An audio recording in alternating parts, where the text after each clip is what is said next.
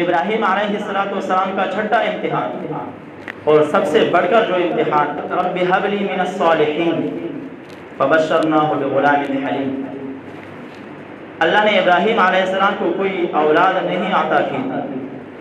علماء نے لکھا ہے کہ 85 سال تک ابراہیم علیہ السلام کی کوئی اولاد نہیں تھی، تو ابراہیم علیہ السلام نے اللہ سے دعا کی، رب ہب لی من الصالحین، کہ اللہ کوئی صالح اولاد عطا فرما۔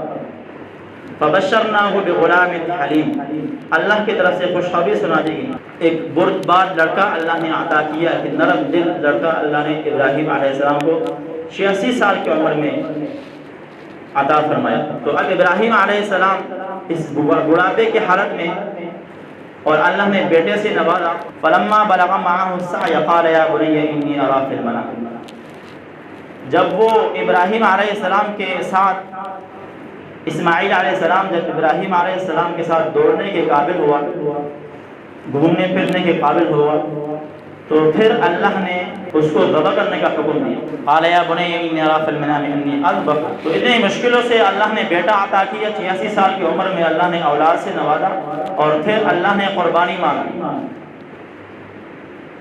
تو یہ سوچنے کی بات ہے کہ جس کی اولاد نہ ہو اور بڑے منتوں اور بڑے دعاؤں کے بعد جب اللہ اولاد عطا کر دے اور پھر اللہ اس کو واپس بلا لے، یہ کتنا مشکل مرحلہ ہے۔ لیکن ابراہیم علیہ السلام پر چونکہ اللہ کی طرف سے امتحانات تھے، اللہ کا حکم تھا، تو ابراہیم علیہ السلام بھی بیٹے کو قربان کرنے کے لیے تیار ہوئے، اسماعیل علیہ السلام بھی قربانی دینے کے لیے تیار ہوئے، باپ بیٹا دونوں قربانی کے لیے تیار ہوئے۔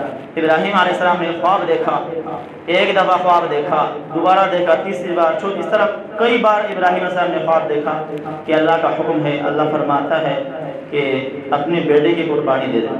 تو ابراہیم علیہ السلام نے اپنے بیٹے سے پوچھا، یا بنیا ہے میرے بیٹے، انی ارا فی المنام، میں خواب میں آپ کو دیکھتا ہوں، انی اذبحک، کہ میں تمہیں ذبح کر رہا ہوں، فانظر ماذا تری، تمہاری کیا رائے ہے، سوچ کر ذرا مجھے بتانا۔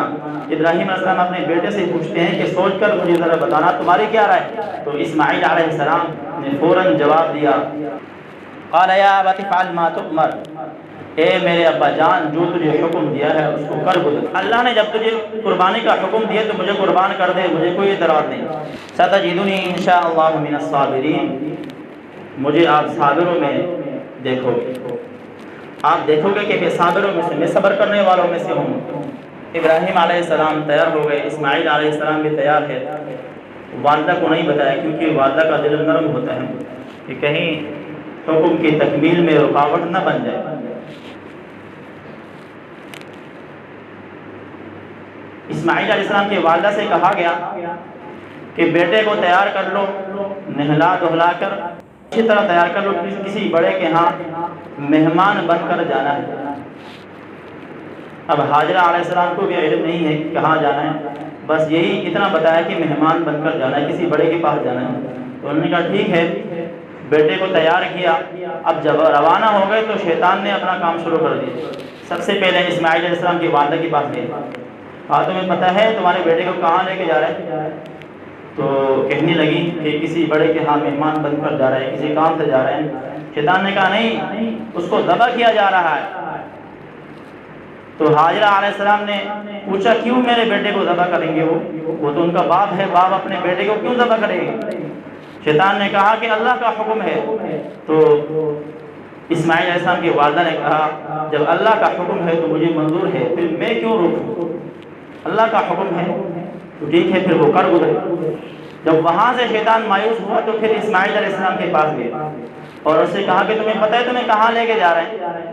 کہاں کسی کام سے جا رہے ہیں، مہمان بن کر جا رہے ہیں۔ شیطان نے کہا نہیں، تمہیں ذبح کیا جا رہا ہے، ابراہیم علیہ السلام تمہیں ذبح کرنے کے لیے لے کے جا رہے ہیں۔ تو اس نے کہا وہ تو میرا باپ ہے، مجھے کیوں ذبح کریں گے؟ تو کہنے لگا کہ اللہ کا حکم ہے۔ اسماعیل علیہ السلام نے کہا جب اللہ کا حکم ہے تو مجھے کیا اعتراض ہے، کر گزرے ہو۔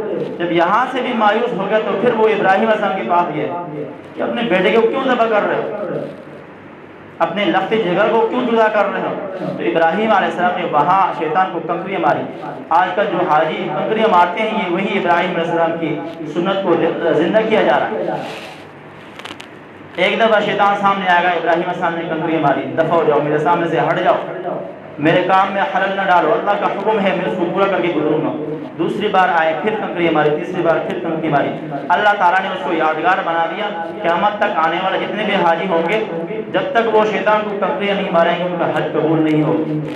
اسماعیل علیہ السلام کو لے کر گئے اور اسماعیل علیہ السلام کو الٹا لٹھا دیا ذبح کرنے کے لیے۔ قرآن مجید فرقان حمید میں اس کی تفصیل ہے۔ فلما اسلم وتلہ للجبین، جب دونوں نے حکم مان لیا، اللہ کے حکم کو قبول کر لیا، تو ابراہیم علیہ السلام نے اپنے بیٹے کو ماتے کے تحت ذبح کرنے کے لیے لٹھا دیا۔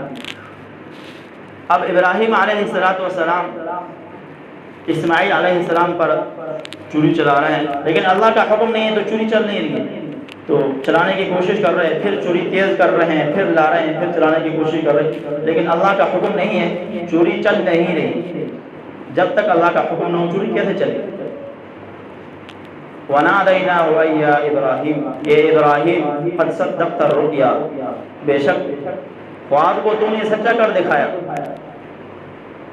إِنَّا كَذَلِكَ نَجْزِي الْمُحْسِنِينَ، ہم محسنین کو ایسے ہی جزا دیتے ہیں۔ آپ کامیاب ہو گئے، ابراہیم علیہ السلام کو اللہ کی طرف سے خوشخبری ملی کہ آپ کامیاب ہو گئے، جس امتحان میں آپ کو ڈالا گیا تھا اس امتحان میں آپ کامیاب ہو گئے۔ تو اللہ تعالیٰ نے اسماعیل علیہ السلام کی جگہ اللہ نے جبرائیل علیہ السلام کو حکم دیا، وہ مینڈا اس کو جنت سے لا کر وہاں پر اس کو ذبح کیا گیا۔ اسماعیل علیہ السلام کی جگہ اس چترے کو، اس دمبے کو ذبح کیا گیا۔ آج جو قربانی ہم کر رہے ہیں یہ وہی سنت ابراہیم علیہ السلام ہے جو ہزاروں سال پہلے ابراہیم علیہ السلام نے اسماعیل علیہ السلام کی قربانی پیش کی، تو اللہ نے وہ قربانی قبول تو کر لی، لیکن اسماعیل علیہ السلام کی جگہ پہ اللہ نے وہ مینڈا اس کو قربانی کے لیے پیش کیا اور اس کی قربانی قبول کی۔ تو اللہ تعالیٰ نے اس قربانی کو یادگار بنا دیا کہ قیامت تک آنے والے جتنے بھی مسلمان ہوں گے، جتنے بھی اللہ کے ماننے والے ہوں گے، ان پر جب قربانی واجب ہوگی تو وہ سنت ابراہیم زندہ کریں گے۔